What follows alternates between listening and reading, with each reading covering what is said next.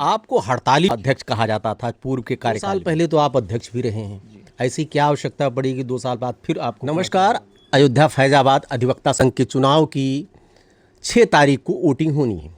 सारे जितने प्रत्याशी हैं मतदाताओं को अपने पक्ष में करने के लिए युद्ध स्तर पर प्रयास कर रहे हैं। साक्षात्कार के क्रम में आज सशक्त प्रत्याशी कह सकते हैं हमारे साथ हैं पंडित कालिका प्रसाद मिश्रा जी। पूर्व में आप अध्यक्ष 2 साल पहले रहे भी हैं। जानने की कोशिश करेंगे कि आखिर इनकी कार्य योजना क्या है, अधिवक्ताओं का अगर आशीर्वाद मिलता है तो अब की बार उनके लिए आप क्या करेंगे। स्वागत है बाबू जी। धन्यवाद। पहला तो आरोप ही आप शुरू करते हैं। आपको हड़ताली वकील अध्यक्ष कहा जाता था पूर्व के कार्यकाल में जी, तो पहले तो उसका काउंटर करें आप। देखिए, ऐसा है कि हमको हड़ताली वकील कह सकते हैं जी, लेकिन इस तरह से मैंने कभी हड़ताल किया नहीं। जी जी। ये एक शिकायत गई थी हाई कोर्ट में, तो ऑनरेबल जस्टिस AR मसूदी साहब ने यहाँ के सारे रिकॉर्ड को समन किया था। जी, जी, जी। और समन करने के बाद उन्होंने उस मैटर को डिसाइड किया था जी, जी। और माना था कि जितना टारगेट का वर्क है वो हुआ है। अब देखिए, होता ये था कि वकीलों की यहाँ फैजाबाद में एक अयोध्या जो टाउन एरिया है उसमें लोगों की बहुत समस्याएं हैं। जी, जी। अच्छा, पुलिस एडमिनिस्ट्रेशन और डिस्ट्रिक्ट एडमिनिस्ट्रेशन ये वकीलों का साथ नहीं देता है। जब भी विसंगतियाँ होती हैं, वकील शिकस्त में आता है, तो जिला प्रशासन और पुलिस प्रशासन बिल्कुल फ्रंट पर अपोजिशन में रहता है। जी, जी। तो यहाँ तक कि यहाँ पर वकील मारे जाते रहे हैं, पीटे जाते रहे हैं, तब भी हमने हड़ताल नहीं की है। अच्छा। हड़ताल सिर्फ एक दिन की सांकेतिक की जाती थी जिससे कि प्रेशर बना रहे, वकील का काम हो जाए। और काम होने का तात्पर्य ये था कि वकील पीटा भी गया है, वकील अस्पताल में भर्ती भी है, मुकदमा लिखा नहीं गया। तो इस तरह से तमाम, जैसे उदाहरण के लिए कहा जाए कि भाई कुछ कनौजिया बंधु थे जिनकी ज़मीनों पे लोगों ने कब्जा कर लिया था, लोग हटा नहीं रहे थे। कालिका हवेली की एक घटना थी, उसमें 7 वकील को मारा था, 3 वकील अस्पताल में गंभीर रूप से घायल भर्ती थे, गिरफ्तारी नहीं हो रही थी, FIR नहीं हो रही थी।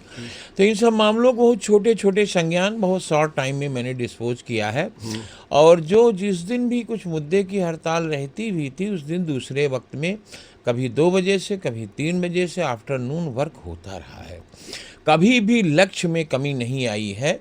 लक्ष्य हमारे जुडिशरी का, कलेक्ट्रेट का कभी फेल नहीं हुआ। सारे अधिकारियों का लक्ष्य, अपने लक्ष्य से अधिक ही उन्होंने डिस्पोजल किया है। तो इसको जब न्यायपालिका ने कह दिया कि हड़ताल नहीं रही है इस तरह से, अब उत्पीड़न के लिए लिखा गया तो उत्पीड़न को हड़ताल मान लें, ऐसा नहीं था। सारे वर्क, पूरी जांच रिपोर्ट इसमें है, कि ये रिट पिटीशन में जज साहब ने देखा है किसी भी अधिकारी के कहीं भी कार्य में कोई कमी नहीं रही, बल्कि अपने लक्ष्य से अधिक उन्होंने काम किया। इसलिए ये कहना कि हम हड़ताली अधिवक्ता रहे हैं, ये बिल्कुल गलत है। दूसरा सवाल आपसे कि जी, 2 साल पहले तो आप अध्यक्ष भी रहे हैं। ऐसी क्या आवश्यकता पड़ी कि 2 साल बाद फिर आपको पुनः चुनाव लड़ने की? जी जी, ऐसा था, बताते चलें कि 2014 में हम अध्यक्ष थे और 2014 में 14 में अध्यक्ष थे। उसके बाद फिर 2022 में अध्यक्ष हुए। 2 बार अध्यक्ष रहे। 2 बार अध्यक्ष हुए।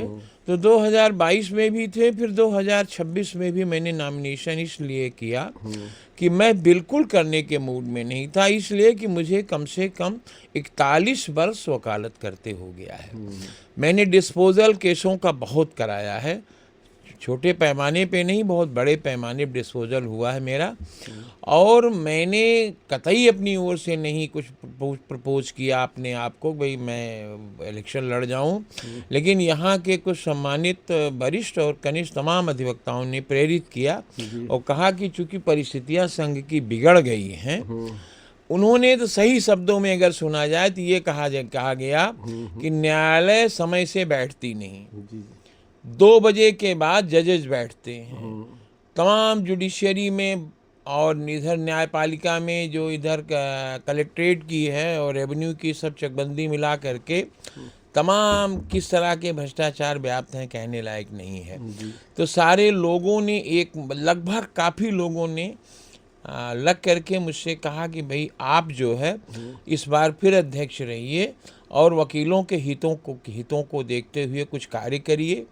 और कुछ ऐसा काम करिए जिससे कि परिस्थिति जैसे पहले चल रही थी, वकीलों की न्यायपालिका से अच्छे से ताल्लुकात थे और कार्य बढ़िया हो रहे थे, न्यायप्रिय कार्य हो रहे थे, उस तरह के कार्य हो सके। न्यायालय समय पे बैठे और कार्य करे, और इस तरह के जो माहौल पैदा हो गए वकीलों के तमाम इस तरह से हैरेसमेंट करने के तमाम जगह, जैसे अयोध्या में एक आचार्य साहब हैं, उनकी ज़मीन लोगों ने ले ली और तमाम लोगों की ले ली, प्रशासन ने भी ध्यान नहीं दिया, वकीलों ने भी नहीं ध्यान दिया। तो कोई इस तरह के आंदोलन के लिए नहीं मुझको उन लोगों ने प्रेरित किया, बल्कि ये कहा कि सुलभ और न्याय अच्छे से हो, इसलिए हमको उन लोगों ने प्रेरित किया, तो मैंने पर्चा दाखिल किया। प्राथमिकता क्या है आपकी? देखिए, कुछ कार्य तो आपने बहुत लीक का पत्थर साबित हुए, लेकिन क्या ऐसा कार्य है जो आप करना चाहेंगे? आपकी प्राथमिकता क्या है? देखिए, हम आज कुछ कह नहीं सकते हैं। जी। स्थिति ये है कि अभी हम इलेक्टेड नहीं है, जी। अभी भगवान के भरोसे है और हमारे मतदाता भाई जो हैं सम्मानित, उनके भरोसे है। जी जी। वो किसको क्या चुनते हैं, अगर मान लीजिए हम ही को वो चुनेंगे तो हम अपने स्तर से देखेंगे। देखिए, हम आज ये नहीं कह सकते हैं कि हम इलेक्टेड होंगे या हम ऐसा कुछ करेंगे। हम यदि ऐसी कोई स्थिति आई अभी तो मैं कुछ बोल नहीं सकता हूँ, क्योंकि ये निर्णय हमारे साथी मतदाता भाइयों का है। जब हमको अगर वो इस लायक बनाएंगे तो कुछ चीज़ें तो हम डिस्क्लोज नहीं करेंगे, हम क्या करेंगे, क्योंकि समय बताएगा कि हम अपने वकीलों के लिए क्या करेंगे क्या नहीं करेंगे, और जो करेंगे वो हिस्टोरिकल होगा। नए अधिवक्ता जो आ रहे हैं, एक बहुत तरह में देखा शिकायतें लोगों की थी कि 15-15 हज़ार रुपया उनका लिया जा रहा है। ऐसा नहीं होना चाहिए। 700 रुपये वहाँ वहाँ के लिए है। ऐसा है कि जैसे हम अपने स्तर से कोई निर्णय नहीं ले सकते। हम मान लीजिए उस समय प्रेसिडेंट रहे और संघ का निर्णय सर्वोच्च होता है, संघ सदन जो हमारा है वही सर्वोच्च होता है। वहाँ पर सारी चीज़ें एक प्रपोजल बना के दी जाती हैं, उस प्रपोजल को संघ तय करता है क्या उचित है क्या अनुचित है। हम भी इसी चीज़ को उचित पाएंगे तभी हम भी उस पर अपनी सहमति देते हैं। इसकी वजह ये रही है कि जो हमारे यहाँ का एसएमआरएफ की जो स्कीम है, उस समय उसमें धनराशि हमारे मृतक अधिवक्ताओं को 3,25,000 दी जाती थी। इसको बढ़ाने के लिए एक योजना लाई गई। उस योजना में जितने किराए की धनराशि थी सब एसएमआरएफ में ट्रांसफ़र की गई, और जितनी नई बिल्डिंग बनी उन पे 25% का 5 वर्ष के बाद इंक्रीजमेंट मिलना है, वो भी उसी में ट्रांसफ़र हुआ। और जो 15,000 के जो पैसे लिए गए नॉमिनेशन के लिए, मेंबरशिप के लिए, वो पैसे भी एसएमआरएफ में ट्रांसफ़र करके उसको 3,25,000 के बजाय वो 5 लाख किया गया। अब 1,75,000 का इंक्रीजमेंट एसएमआरएफ में हुआ। उसमें 15,000 रुपये इस आशय से लिया गया कि जो अधिवक्ता 2 वर्ष में अधिवक्ता का अधिकार प्राप्त करते थे वो उसी मध्य रात्रि से वो प्राप्त करेंगे। जैसे कोई अधिवक्ता आज उसने मेंबरशिप अपनी ले ली, तो मेंबरशिप लेने के आज ही मध्य रात्रि से अधिवक्ता संघ उसका संपूर्ण रूप से जिम्मेदार हो गया। जो भी देय चीज़ें हैं, जैसे देय में एसएमआरएफ है, ईएमआरएफ है, कन्याधन है, मेडिकल है, ये सब उसी मध्य रात्रि से वो इन्फोर्स हो जाती रही। और दूसरा, इंश्योरेंस के लिए कहा गया कि आप लोगों का इंश्योरेंस है और ग्रुप इंश्योरेंस में आप लोग आइए, और सारे अधिकार आपके आज की डेट में जो 2 वर्षों के बाद परफेक्ट होते थे वो आज के ही डेट में वो इन्फोर्स कर ग्रुप इंश्योरेंस भी जो आपके यहाँ है वो कोई बहुत नॉमिनल है, 1,00,000-2,00,000। हाँ, नॉमिनल है, लेकिन उस पर इन लोगों ने जैसे भी वो कार्य योजना में लाने की, इम्प्लीमेंट करने की सिचुएशन आई कि दूसरी कार्यकारिणी ने उसको किस्तों में कर दिया, क्योंकि ये इशू पहले भी उठ चुका है। और इसके पहले की जो कार्यकारिणी थी उन्होंने उस पैसे को 2 किस्तों में कर दिया, जिससे कि वो जो संघ पर जो इन्फोर्स करने की बात थी इस 15,000 के अमाउंट को, वो तो इन्फोर्स है, लेकिन उसके 2 किस्तों में करने के बाद ये जो ग्रुप का इंश्योरेंस था ये नहीं हो पाया, इन लोगों ने किया नहीं उसको। और ये 15,000 रुपये आज ही उनकी सुविधा को बढ़ाने के लिए किया गया है। ये लोग कहते हैं कि बार काउंसिल 500 रुपये लेता है। तो बार काउंसिल जो सुविधा अभी तक देता था उसने अपनी सुविधा को वापस ले लिया। आज की डेट में सुविधा बार काउंसिल ने ख़त्म कर दिया। तो अगर सुविधा एसएमआरएफ की धनराशि अगर 1,75,000 को ख़त्म कर दिया जाए, उसे 3,25,000 कर दिया जाए जैसा पहले था, तो वो 15,000 रुपये जो है उनको वापस हो सकता है। और चाहे तो संघ से अपना प्रस्ताव लेकिन प्रस्ताव वो देंगे क्या? वो चीज़ें सब फाइनल हो चुकी हैं। कोई आदमी कह देता है भाई मैं वापस कर दूंगा, भाई हो सकता है उनकी लॉटरी लग गई हो या हो सकता है उनको बहुत धन कहीं से मिल गया हो, तो वो जूनियरों को वापस कर देंगे। लेकिन मैं तो इस हालत में नहीं हूँ। मैं तो नीतियों को लाता हूँ, नीतियों पर विचार करता हूँ, स्कीम को लाता हूँ, इन्फोर्स करने की कोशिश करता हूँ जो कि वकील के हित में हो। आज की डेट में वो 15,000 दे करके अधिवक्ता उसी रात्र में 5 लाख एसएमआरएफ, 1 लाख रुपए का लगभग ईएमआरएफ और कन्याधन और सारी धनराशियों के देता का देने अपनी प्राप्त करने का अधिकार प्राप्त कर लेता है। ये छोटी बात नहीं है। महिलाओं के लिए क्या आपकी योजना? अच्छा, दूसरी चीज़ ये है कि महिलाओं की संख्या जो बढ़ रही, महिलाओं को एक रूम बनाने की व्यवस्था। अब देखिए, जैसे अभी तो हम इस पोजीशन में नहीं हैं कि हम कुछ कहें, लेकिन उनके बैठने की कोई व्यवस्था होनी चाहिए। लेकिन एक चीज़ और भी है कि उनकी भी संख्या है, ढंग की है। तो ढंग की संख्या में पूरा हाल होना चाहिए जो केवल महिलाओं के लिए छोड़ दिया जाए। वो हाल अगर ये हो सकता है कि जहाँ पर ये माननीय हमारे मृतक बड़े भाई हमारे खजांची लाल त्रिपाठी साहब थे, उनके ऊपर के हाल महिलाओं के लिए केवल बनाया जा सकता है। और बहुत कम पैसे में वो संघ का भवन एक तैयार हो जाएगा, उसमें उनकी बैठने की व्यवस्था हो जाएगी। डिजिटलकरण हो गया है, अब सब कुछ इंटरनेट पे हो गया। तो आपके मैं देख रहा हूँ कि जैसे जैमर लग जाता है, जैसे कचहरी में आप जाइए, नेटवर्क काम नहीं करता, वकील मतलब अपनी बात करने के लिए कहीं कोई उधर जा रहा है, कोई उधर जा रहा है, कोई उधर जा रहा है। तो एक वाईफाई की व्यवस्था होनी चाहिए लैश, इसके लिए आप क्या करेंगे? हाँ, वाईफाई व्यवस्था मेरी समझ से है। नहीं, वाईफाई कहाँ, कचहरी पूरा जैमर लग जाता है। नहीं होगी तो वो मैं करा दूंगा। अगर मैं आया तो अभी तो भगवान के भरोसे है, मालिक करेगा जो करेगा वो करेगा। लेकिन वो सब व्यवस्थाएं, वो तो मैं बताता चलूँ कि पूर्व वर्ष में मैंने सारे कैमरे लगवाए थे। पूरी कचहरी हमारी कैमरे से लैस थी। पूरी कचहरी में बैठने की व्यवस्था, आगंतुक की व्यवस्था, आगंतुक के रुकने की व्यवस्था, सारे में एयर कंडीशन और एयर कंडीशन के साथ साथ फर्श, सारे सब जंगले वगैरह, पर्दे, सारी चीज़ें, ये सब मैंने अपने निजी कोष से। अब ये कोई कहे कि कहाँ से ले आए थे, मैं फीस लेता हूँ अच्छी सी, और फीस जो लेता हूँ उस फीस से मैंने पैसे अपने खर्च किए। मुझे बैठने के अच्छे साफ सुथरे जगह बैठने और लोग बैठाने की शौक थी, इसलिए मैंने अपने स्तर से किया। उसमें कि मैंने कोई एहसान संघ पे नहीं किया है, अपने भाइयों के लिए किया है, अपने जो आगंतुकों के लिए किया है, तो वो कोई बात नहीं। लेकिन जो मैंने कैमरे वैमरे सब लगवाए थे, तो वाईफाई तो एक सामान्य सी बात है, वो तो ज़रूर होनी चाहिए। ई लाइब्रेरी को भी मैं प्रमोट करना चाहूँगा कि ई लाइब्रेरी भी कम से कम कहीं न कहीं एक हाल में होनी चाहिए। एक हेल्थ इशू वाला बहुत बड़ी समस्या है, जो 1,00,000-2 लाख कुछ नहीं होता है जब तक कोई एक, तमाम कंपनियां इस समय आई हैं, और आप तो खुद हेल्थ झेले रहे हैं, पहले झेला है आपने। आप देखते हो कि 1,00,000-2 लाख कोई माने नहीं रखता है, खाली 3 दिन का। कम से कम 10 लाख होना चाहिए, कम से कम 10 लाख। उसके लिए क्या आपकी योजना है? उसके लिए अगर कोई भी रहा, मैं हमारे मतदाता भाई अगर हमको चुने, औरों को भी चुने, तो मैं भी चाहूँगा कि जो भी रहे वो कम से कम ऐसा हेल्थ इंश्योरेंस करे जो कि वैसे तो वो 1 वर्ष के लिए ही एक बार करते हैं, फिर बाद में एक्सटेंड करते रहते हैं। लेकिन 10 लाख का बीमा प्रत्येक वकील का होना चाहिए। और इसमें यही मैं कह रहा हूँ कि 15,000 रुपये में यही सब चीज़ें लाई गई थी प्रॉपरली। वो जो दूसरी कमेटी आई इन्फोर्स ना की, वो बातें अलग की हैं, लेकिन वो 15,000 उन लोगों के लिए रामबाण रहा है। आज की डेट में उस 15,000 को अगर माइनस कर दिया जाए मस्तिष्क से, तो आगे 3 लाख, वो 5 लाख की जो सुविधा हम दे रहे हैं, पैसे दे रहे हैं, प्रोवाइड कर रहे हैं, वो 325 पे भी नहीं आ पाएगा।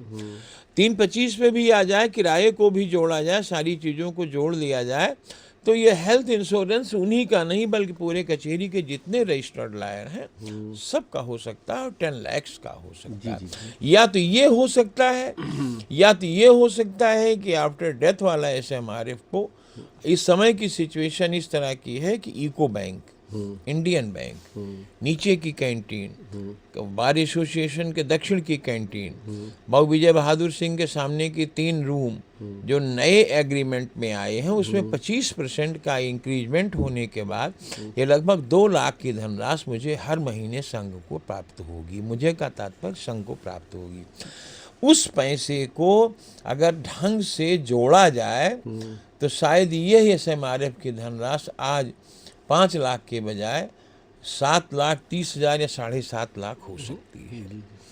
तो ये 7.5 लाख की धनराशि यदि पदाधिकारी थोड़ी सी मेहनत करें तो 5 लाख के बजाय 7.5 लाख हो सकती है। और अगर थोड़ा सा और एक्सरसाइज किया जाए, एक्सरसाइज मीन्स ये है कि पैसे का जैसे वसूली नहीं हो पाती और सब किराए नहीं मिलते हैं। हमारी समितियां हैं, कोई हमारा ये ट्रस्ट नहीं है, ना ही ट्रस्ट सॉरी सब हमारा ये कोई ऐसा कोई वो नहीं है कि जिसमें कि कहीं से कोई आमदनी हो। हम वेतन वगैरह अपने इसी उससे देते हैं। तो उसमें ये जो हेल्थ इंश्योरेंस है, SMRF को भी इंक्रीज किया जा सकता है और ग्रुप में हेल्थ इंश्योरेंस को भी टुकड़ों में करके 10-10, 12-12 लोगों का किया जा सकता है। वो पैसा संघ दे देगा क्योंकि उसमें बहुत ज़्यादा नहीं लगता है, तो वो बड़े आराम से SMRF को भी इंक्रीज करने के साथ साथ ग्रुप इंश्योरेंस से सक्सेस हो सकता है। एडवोकेट प्रोटेक्शन एक्ट अकेले आपके बस की बात नहीं है, लेकिन जो इधर अधिवक्ताओं के ऊपर हमले तमाम हुए, अधिवक्ता इस समय असुरक्षित, सब अधिवक्ता से लड़ रहे हैं, शासन प्रशासन में देख रहा हूँ, आम जन। तो उसके लिए सुरक्षा के दृष्टिकोण से आपकी क्या योजना है? प्रोटेक्शन एक्ट को तो आप ही की जिम्मेदारी नहीं, वो तो पूरा सामूहिक। देखिए, एडवोकेट प्रोटेक्शन एक्ट शब्द तो बहुत बढ़िया है, हाँ, लेकिन इसके इंग्रेडिएंट्स बहुत हैं। जैसे कोई भी वकील ये कहे कि भाई एडवोकेट प्रोटेक्शन एक्ट लागू किया जाना आवश्यक है, but some condition and circumstances may be applicable over the act of the advocate. अगर एडवोकेट ने वो एक्ट करना शुरू कर दिया तो वो एडवोकेट प्रोटेक्शन एक्ट तो इन्फोर्स करेगा। और अगर हम रात दिन ऐसे ही काम करते रहें कि रोज कुछ ऐसी चीज़ें हो जाती हैं तो उसमें फिर एडवोकेट प्रोटेक्शन एक्ट के जो इंग्रेडिएंट्स हैं वो फ्लॉप हो जाते हैं, वो फेल हो जाते हैं। आज की डेट में मैं भी सिफारिश करूंगा कि advocate protection act must be enforced and must be applicable, must be pass and bill should be pass. लेकिन गवर्नमेंट करे तब कुछ ना।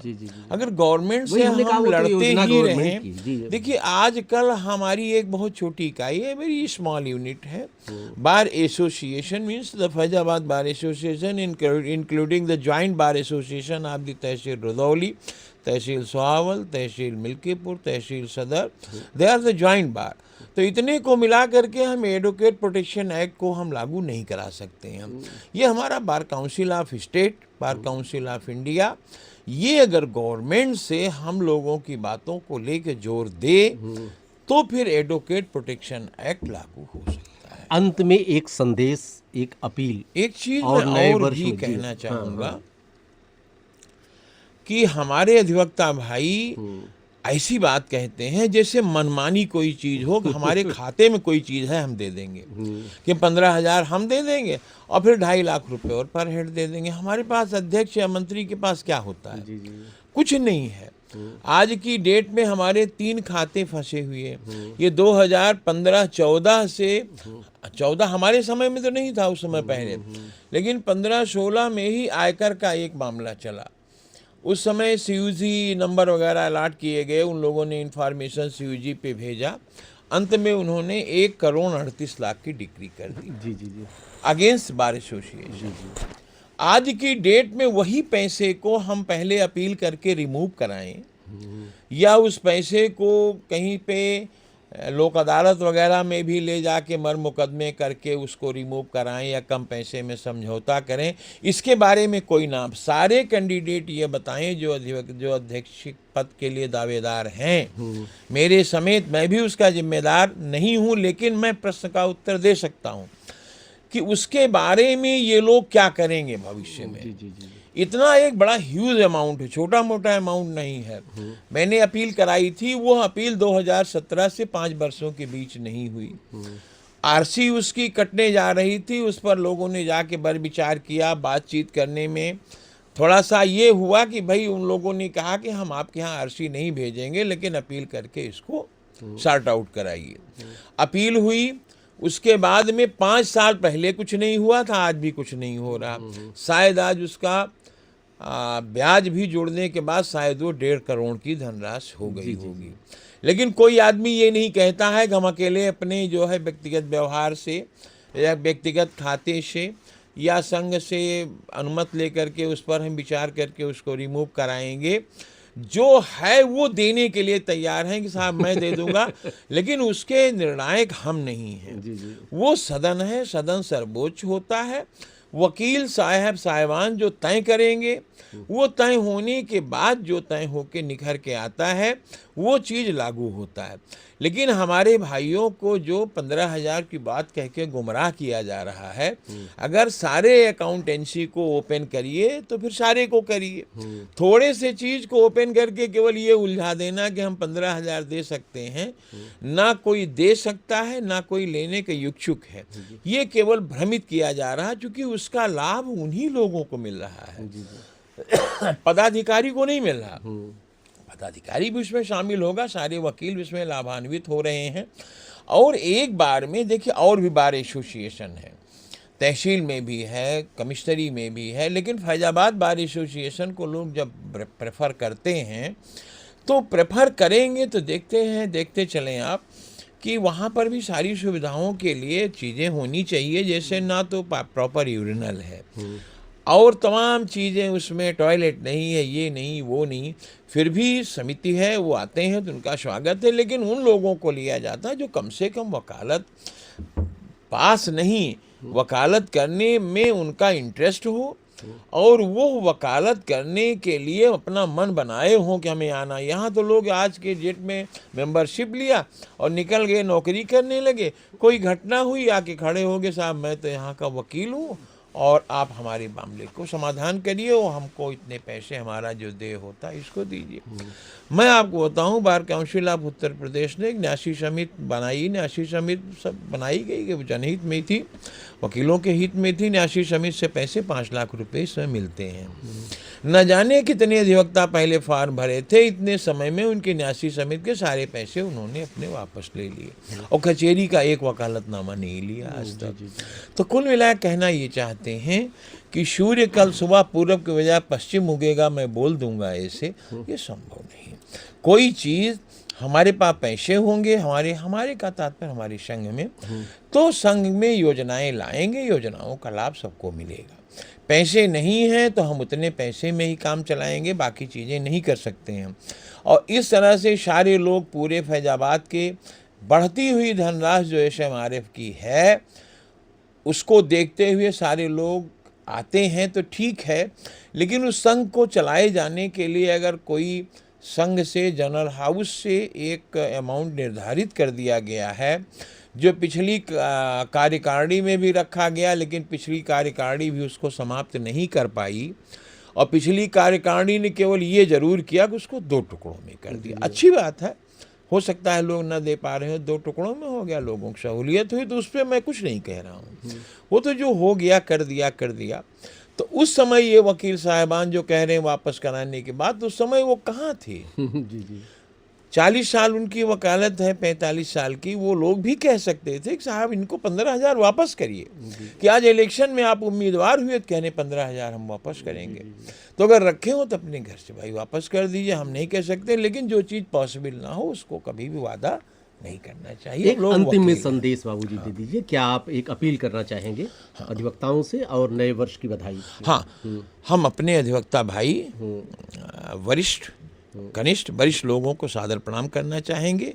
कनिष्ठ लोगों को शुभाशीष और माताएं बहनें जो भी हैं सभी लोगों को नव वर्ष 2026 की बहुत ढेर सारी शुभकामनाएं देना चाहता हूं।